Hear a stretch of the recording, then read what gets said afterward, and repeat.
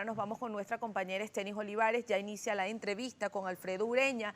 Él es director general del Viceministerio de Tierras. Así es, Marjorie, ya está con nosotros en la mesa de Primera Página Alfredo Ureña, con quien queremos conversar, por supuesto, del tema productivo, del tema de las tierras, del tema de la semilla, que ya lo hemos conversado anteriormente. Pero quería, señor Ureña, consultar su opinión pues, sobre estos últimos hechos lamentables que han ocurrido en nuestro país. Ayer, pues, una nueva víctima, lamentablemente, pues, en el contexto de todas estas protestas. Ya ha habido pronunciamientos de autoridades, tomando en cuenta pues, que hay fotografías y videos donde dejan ver que fueron funcionarios de la Guardia Nacional Bolivariana pues, que usaron armas de fuego ayer en estas manifestaciones. ¿Cuál es su opinión de estos hechos que han ocurrido?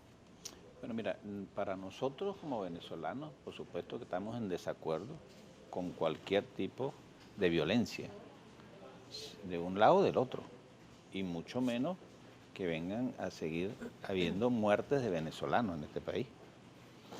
Guanipa decía ahorita que apelaba al 68 de la Constitución, donde dice que los ciudadanos y ciudadanas tienen derecho a manifestar pacíficamente y sin armas. Lo dice acá. Entonces, cuando tú ves también que hay manifestaciones con Bin Laden, con detonaciones, con explosivos, con molotov, con armas que mataron a un muchacho, se le explotó un explosivo a un muchacho y perdió la vida. Entonces, esas son las llamadas de atención que hay que hacer. Y hay que hacerle llamada de atención, así como ellos están hoy allá frente a la Guardia Nacional. ¿Cuál fue el pronunciamiento de Guanipa con respecto a ese ciudadano venezolano que fue quemado en este país? O sea, todas esas cosas. El mismo Julio Borges estuvo ahorita aquí y no hubo ningún pronunciamiento de eso. Y eso, ahí hay culpabilidad de esos dirigentes de oposición de este país. Claro, pero más allá de esos pronunciamientos, ¿cuál debería ser el tema de llamar a la reflexión? Porque ciertamente la violencia tiene que rechazarse, pero Claro, en el caso en particular de ayer, por ejemplo, que además hay videos donde estaban unos muchachos allí pues con escudo que se hacen denominar la resistencia, habían ciertamente piedras hacia la Guardia Nacional, pero una piedra no es lo mismo que una bala. No, yo no estoy diciendo que la piedra sea igual que una bala, estoy hablando de explosivos, estoy hablando de bombas molotov, estoy hablando de Bin Laden, estoy hablando de explosivos de alto calibre que se han conseguido en estas manifestaciones. Aquí lo que hay que bajar el tono de esas manifestaciones.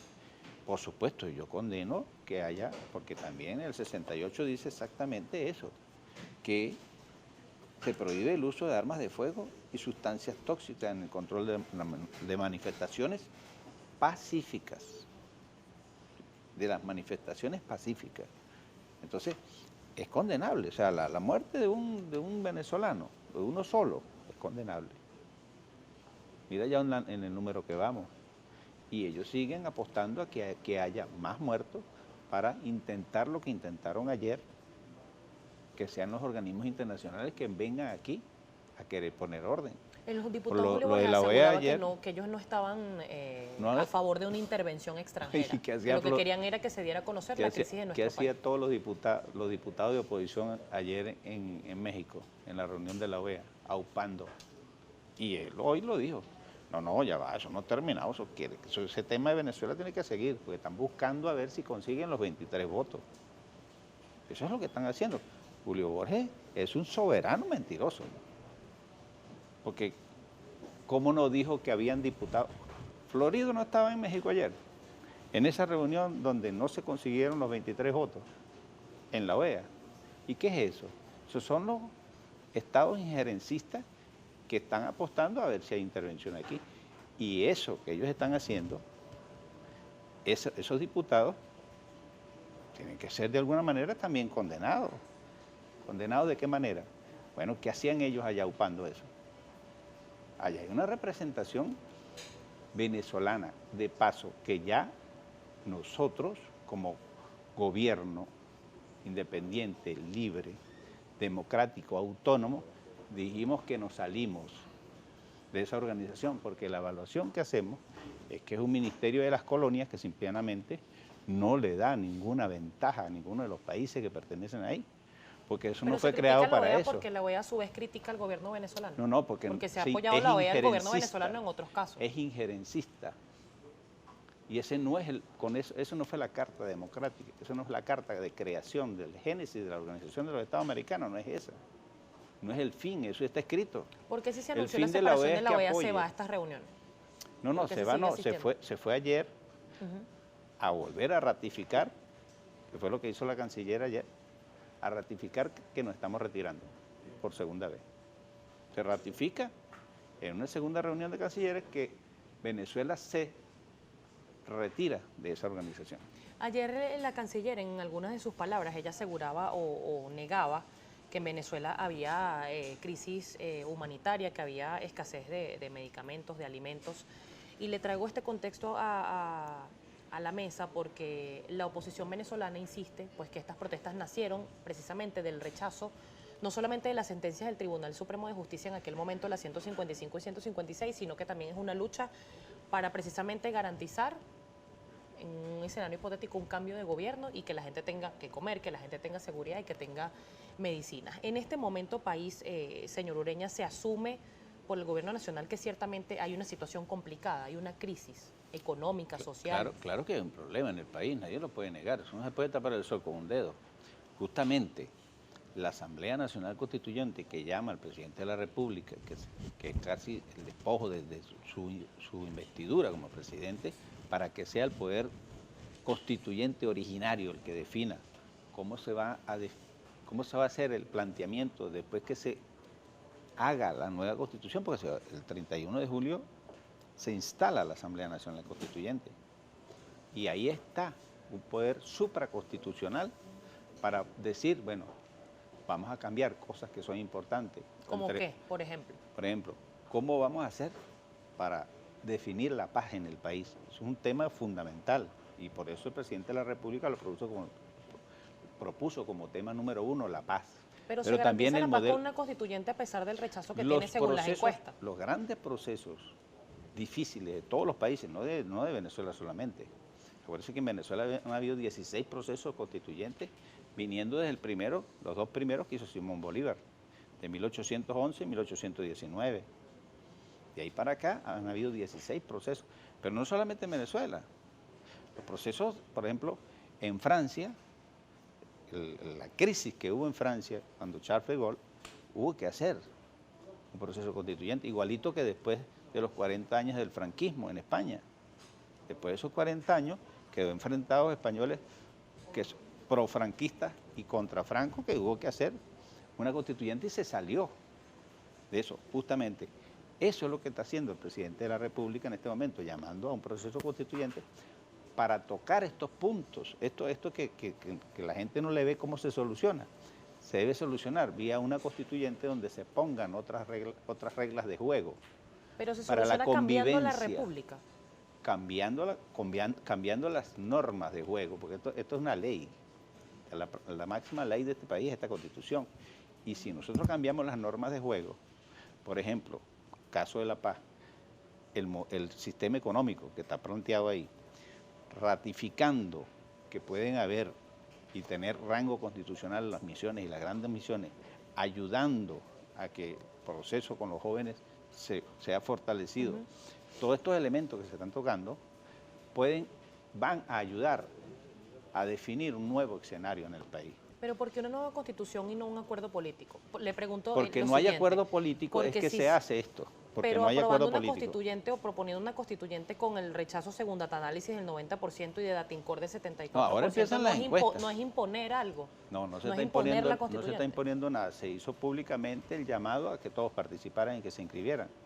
Para mí la torpeza de la oposición venezolana sigue siendo sistemática. ¿Por qué? Porque les pasó lo mismo que el 2005. En el 2005 la oposición venezolana no participó en la Asamblea Nacional y pasó del 2005 al 2010, no hubo diputados de oposición en esa asamblea. ¿Qué querían hacer? Deslegitimarla, pero no pudieron deslegitimarla. ¿Qué están haciendo ahora? Queriendo deslegitimar la Asamblea Nacional Constituyente, el llamado a la Asamblea. Y no van a poder, porque la gente, hubo 52.000 inscritos para escoger 545 ¿Qué constituyentes. garantía hay de que la constituyente resuelva problemas que ya vienen arrastrándose desde hace años? Por eso, porque justamente la Asamblea Nacional Constituyente no es una causa, es una consecuencia. Cuando se llama una Asamblea Nacional Constituyente, por eso que usted acaba de decir, porque hay un país que tiene problemas y donde hay dos bloques que no se ponen de acuerdo. Bloque minoritario de la oposición, bloque mayoritario. Entonces, ¿qué dice? ¿Qué dicen los estadistas? Bueno, cuando hay problemas de este tipo, hay que buscarle una salida. Y siempre, o casi siempre, mejor dicho, ha habido la posibilidad de hacer un llamado al cambio de las normas de juego, ¿verdad?, de una Asamblea Nacional Constituyente que diga, por ejemplo, aquí no está definido qué hacer con estos diputados que están planteando que otros países vengan a resolver el problema aquí. Eso se llama injerencismo. Aquí no está definido qué hacer con todos estos planteamientos que hay en materia de unas huelgas violentas y armadas. Pero No es toda son la ninguna- oposición violenta. Los manifestantes que van a esas, todos son violentos. Bueno, ahí están los videos. Pero todos son violentos. No, Todos los que van. Ya va. Ahí están los videos de que la manifestación per se, no sé si todo, pero hay unos grupos de infiltrados que hacen que eso sea violento al final. Y esa ley va a aplicar también para los colectivos que también Para generan todos, violencia en claro, el centro porque- de Caracas, por porque ejemplo. la ley es para todos, esta ley es para todos. Hay algunos que no les gusta, pero es para todos, como tú lo estás diciendo, para sirios y troyanos, para unos y otros. Sin Es para- intocable. Sin intocable. ¿Quién garantiza que eso se cumpla? Bueno, justamente para eso son las leyes, para hacerlas cumplir. Cuando se hace cumplir una ley, pues por supuesto que tiene que ser para todos, porque mal puedes tú hacer una ley para decir, no, esta ley es para esto y esto no me los toca, no. Señor Ureña, tengo que hacer Sin una pausa. intocable. Tengo que hacer una pausa comercial y quiero que conversemos al regreso de la pausa precisamente esos cambios en el modelo económico que usted considera se deben hacer en cuanto al campo venezolano, sobre todo, que es uno de los temas que usted también maneja desde hace mucho tiempo. Estamos conversando con Alfredo Ureña, director general del Viceministerio de Tierras. Ya venimos con más de Primera Página.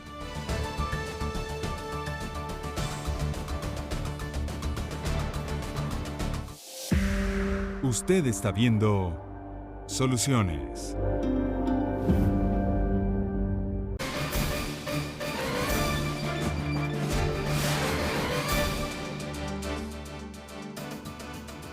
Sigue con nosotros en conversación acá en Primera Página Alfredo Ureña, director general del Viceministerio de Tierra. Señor Ureña, el tema precisamente pues de la producción nacional. Se ha hablado mucho de la necesidad pues de recuperar precisamente el campo venezolano y este abandono en el que es evidente además pues ha desencadenado otras cosas, que es la escasez de alimentos y sobre todo el fortalecimiento lamentablemente de importación. Coméntenos qué cifras maneja usted y cuáles son estos cambios que usted considera se deben hacer para recuperar el aparato productivo. Sí, yo creo que hay un tema muy interesante en esta Asamblea Nacional Constituyente, que por eso te decía que abre la oportunidad de manejar y cambiar el sistema económico para postpetrolero. En el año 2020, dentro de 2 años, vamos a cumplir 100 años de era petrolera de este país. El petróleo apareció aquí en 1920, allá en La Petrolia, en el estado Táchira. Y lo que se ha hecho históricamente con el petróleo es regalar el petróleo. Uno revisa la historia petrolera, cómo fueron los primeros negocios que hizo Juan Vicente con la Creole Petroleum Corporation, eran 91, 90 para los gringos, 1 para nosotros. Después vino el programa de Betancourt, un 50-50, 50 para ellos, 50 para nosotros. Y así fue hasta que llegó el presidente Chávez y le puso realmente un precio justo al barril de petróleo, que estuvo cerca de los $100, 100, 130 dólares. Ahora está en los niveles que está por el problema del fracking y todos estos elementos internacionales, porque es un precio muy volátil. Nosotros decimos, tenemos una propuesta de los campesinos, de los agrotécnicos, los profesionales del agro, que el nuevo modelo económico postpetrolero tiene que tener su asiento en la producción agrícola y pecuaria del país. ¿Por qué? Por 3 razones fundamentales. La producción agrícola y pecuaria del país es un recurso natural renovable en contraposición del petróleo, que es un recurso natural no renovable. Segundo, va a resolver un problema que tenemos en el país uno de los problemas graves que hay, que es la falta de comida producida acá. Y tercero, en todos los países del mundo la agricultura es el motor dinamizador de la economía. ¿Por qué? Porque aguas abajo la agricultura y la ganadería tienen, la agroindustria, tienen la necesidad de motores, de mangueras, de insumos, de semillas, de agroquímicos, de silos, de frío, de transporte, de banca. O sea, eso mueve toda la economía. Sí, genera empleo además. Y genera empleo, por supuesto, pero además resuelve un problema grave que tenemos que... Entonces nosotros estamos diciendo que debe asentarse y debe, porque el 305 de la Constitución habla de la seguridad alimentaria. Nosotros creemos en la soberanía alimentaria, porque la seguridad alimentaria tú la puedes asegurar, valga la redundancia, con producción nacional o importando. ¿Qué errores se cometieron? Porque lo de la soberanía alimentaria se viene escuchando desde el gobierno del presidente Chávez también. Lo de la soberanía es que esa disponibilidad de alimentos sea con mayor porcentaje de producción nacional. Entonces nosotros decimos, ¿cuál es el problema? Uno de los problemas estructurales del campo es que hay poca gente en el campo venezolano, 13% de la población rural. ¿Cuál es la razón? Más allá de que la gente migra a las ciudades. Porque hay, primero que hubo un éxodo. Durante la época petrolera hubo un éxodo del campo hacia la ciudad. Y volver a llevar a esa gente para allá, hay que hacer del campo un ambiente mucho más atractivo que la ciudad. Eso implica el 306 que está en la Constitución, que es el desarrollo rural integral. Eso implica vivienda, agua potable, vialidad agrícola, crédito, una cantidad de elementos, servicios, telefonía, escuelas, dispensarios médicos, o sea, todo ¿para qué? Para que el productor del campo esté satisfecho y pueda estar allá. Pero hay otra cosa importante. Venezuela tiene 13% de la población rural, de los cuales 6 o 7 de cada 100 se dedican realmente a la producción. Entonces estamos hablando de unos héroes anónimos en mi país. Cuando hay países como Brasil, como Argentina, Uruguay, productores de comida fuertes en la parte agrícola que tienen 25, 28, 30% de la población rural. ¿Cómo levantar? Colombia igual. ¿Cómo hacer que la gente vaya que esto... al campo? Exactamente. Nosotros estamos haciendo una propuesta de una misión vuelta al campo.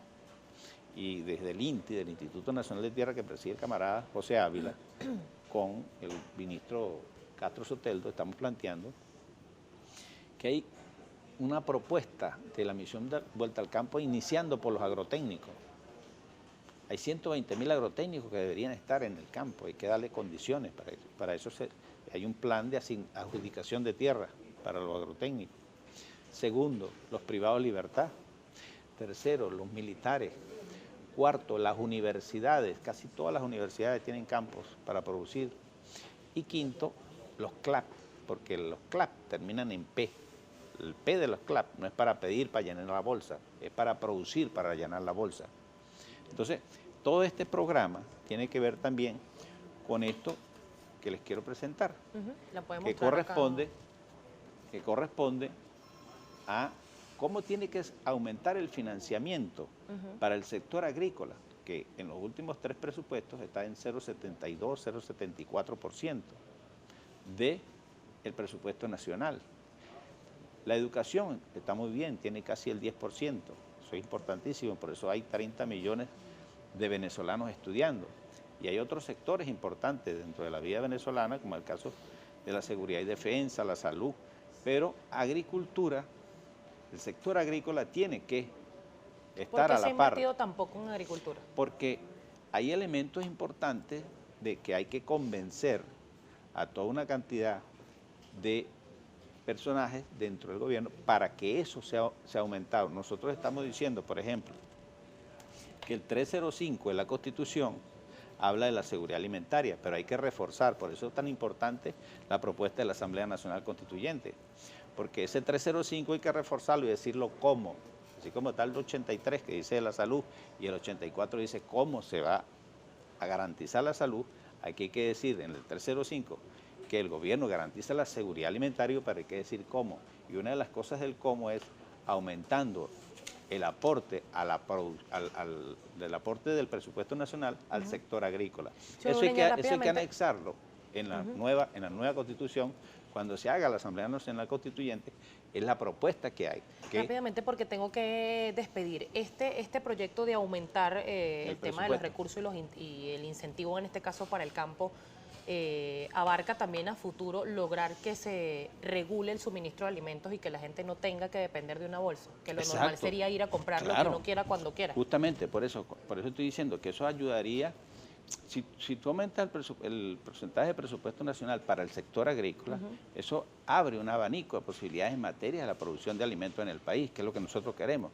O sea, nosotros siempre hemos buscado lo que decía el presidente Hugo Chávez y el presidente Nicolás Maduro. Vamos hacia la soberanía alimentaria, pero hay que llevarla con hechos concretos. Un hecho concreto sería este, y que debería quedar estatuido en la nueva Constitución, después de la Asamblea Nacional Constituyente, de que haya un aporte importante del presupuesto nacional, vaya al sector agrícola para que dinamice la economía nacional. Muchísimas gracias, señor Ureña. Un placer haber conversado con usted. Estamos conversando con Alfredo Ureña, director general del Viceministerio de Tierra. Son las 8:07 minutos, estoy por esta. ¿Qué tenemos, Luis Carlos? Nos vamos con el tránsito. Mi coordinador me indica que es momento de conocer cómo se mueve nuestra ciudad capital. Ya